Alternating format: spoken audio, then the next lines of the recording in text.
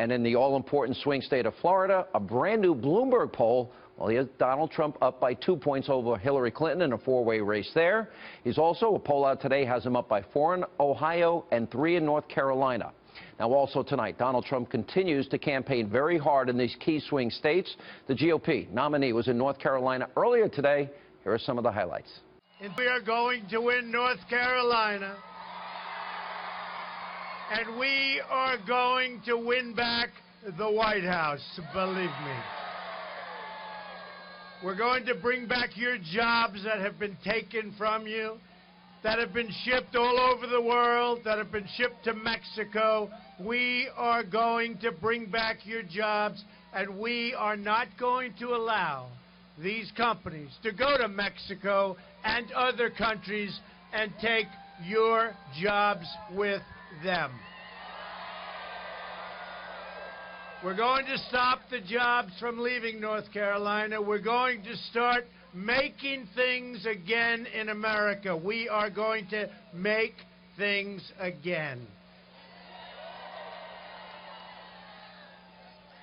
The jobs theft, and that's what it is, will end. Now, the liberal-loving Clinton media, the mainstream media, you know, the ones colluding with the campaign, they've declared this election is over before your votes have even been cast or counted. Now, they say it's impossible for Donald Trump to win. I disagree. I don't think they could be further from the truth. Let's take a look at the Hannity big board map. First thing I would say is you got to be able to find your state wherever it happens to be. I forget. I don't have the best history knowledge, but I do remember where most states are. Let's go back first and foremost to 2012. If Donald Trump wants to be president, all of these red states that you see here, he's got to win. That includes Utah, third-party, spoiler candidate. Could be a factor there. Hope not. Hope Utah comes around, goes Trump. Arizona, it's been a little close. Latest poll out today, you have Trump up by 3. Colorado, poll shows today that it's a little closer than before, not as solidly blue. We'll get to that in a minute. And then you've got all these other states. But what are the must-win states if Donald Trump wants to be president? Number one, he's got to hold North Carolina. Polls have been very close there. One poll came out today, had him up 3. 2 polls out yesterday had him down 2 and 4 respectively. So North Carolina, if Donald Trump's going to be president, he must win North Carolina. Georgia, some close polls. I don't think it's in play. I don't think Texas is in play. Let's assume for a moment it's not. Now, Donald Trump wants to be the president of the United States. He's got to take, right there, he's got to take Florida. We're assuming he's going to get Georgia. We believe he has to run the table. He's got to get North Carolina, 15 electoral votes, or he is not going to be the president of the United States. Now, where are we? We're at 242. How do we possibly get, to the number he needs? The greatest state of all would be Pennsylvania. Let's put that in our back pocket. Iowa is now a must-win state for Donald Trump. Now, you've got Minnesota, Wisconsin, and Michigan. Any of those 3 would be extremely helpful. The latest Wisconsin poll had him down by 5. But still a difficult path for him, so we won't put that in the Trump column yet. Same with Colorado. Colorado was close. Then Hillary started pulling away. There's a 5-point difference in Colorado as we speak today. But he's got to take Arizona. Must win for Donald Trump. He's got to win it. He's got to win Nevada. Now we're up to 265. How is it possible for Donald Trump to get 5 more electoral votes? There's a couple of ways to do it. He could take New Hampshire. Polls tightened just late this afternoon to a 4-point race.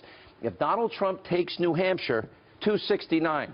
What? 269, 269, it goes to Congress. That's a good thing. But see up here, I can't pull it out. There's the 2nd Congressional District of Maine. If he pulls out that district, the magic number 269 goes to 270. Now, let's say he can pull in Colorado, which has been close in some of the polls. Let's say that Donald Trump can put either Virginia here or Pennsylvania here, or there were a couple of close polls in Minnesota, not likely, but possible, or Wisconsin or Michigan. By the way, you people in Michigan, are you better off under Barack Obama the last 8 years? Do you really want more Hillary? Any of these would be a factor, but this gets you to the magic number. You've got to take Arizona. You've got to hold Utah. You've got to get Nevada. You've obviously got to carry all the other red states. Florida, Ohio, North Carolina must win. Virginia, Pennsylvania, any of these other states are extra. This, New Hampshire, you hold the keys to the kingdom. Those 4 electoral votes, if you take that away, you can go to New Mexico and get the 5 electoral votes there, but that's been trending blue as we have changing demographics. So there is a path to 270, very hard, very tough. He's got a threaded needle, but very possible. Is there a Brexit effect? Joining us now with reaction, the author of Treason, former Speaker of the House, Fox News contributor Newt Gingrich. Mr. Speaker, what do you think of that analysis? Well, I think you're largely right. I think, you know, Trump could either come very close or he could win by a surprising number of states. Because if you suddenly get a wave effect, there's a poll out, for example, in Minnesota that shows us 43-41.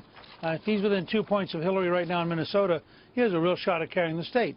So you start looking around and realizing all this news about Obamacare, and that's what's affecting Minnesota.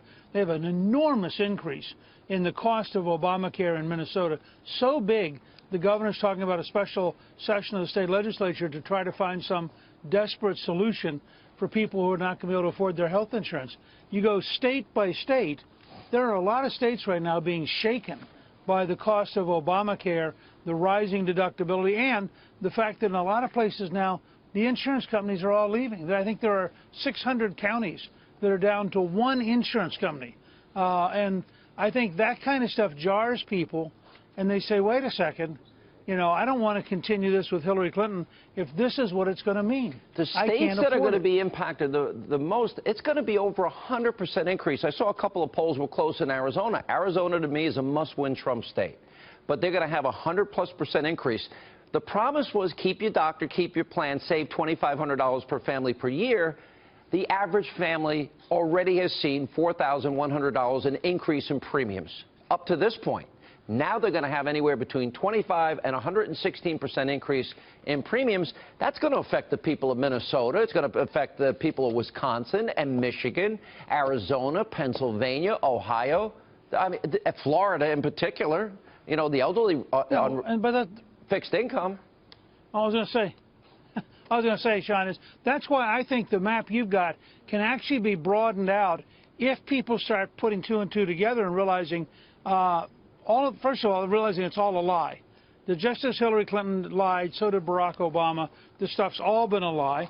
You now know, because he once again spoke out, that the architect of Obamacare actually said, look, it was designed to do this. I think this is the Democrats' first big step towards government-run health insurance by so shattering the private sector that it's not sustainable. So, but it's happening too soon. It's happening now, before the election, and that's why I think you're going to see more states coming into play, not fewer. And by the way, Hillary sold it the same way Obama did. Keep your doctor, keep your plan, save money. She even compared Obamacare to HillaryCare. Watch this. It was called HillaryCare before it was called Obamacare, right? I worked hard back in '93 and '94 to get us toward universal health care. I don't want to start over again. I don't want to rip up this accomplishment and begin this contentious debate all over again. So I want to take the Affordable Care Act, I want to defend it, and I want to improve it. We will start by reducing premiums by as much as $2,500 per family. If you already have health insurance, the only thing that will change under my plan is that we're going to work with your employer to lower your premiums. And everybody will have lower rates, better quality care, and better access. You can get the same good rates as a group that if you're an employee at a big company you can get right now, which means your premiums will go down.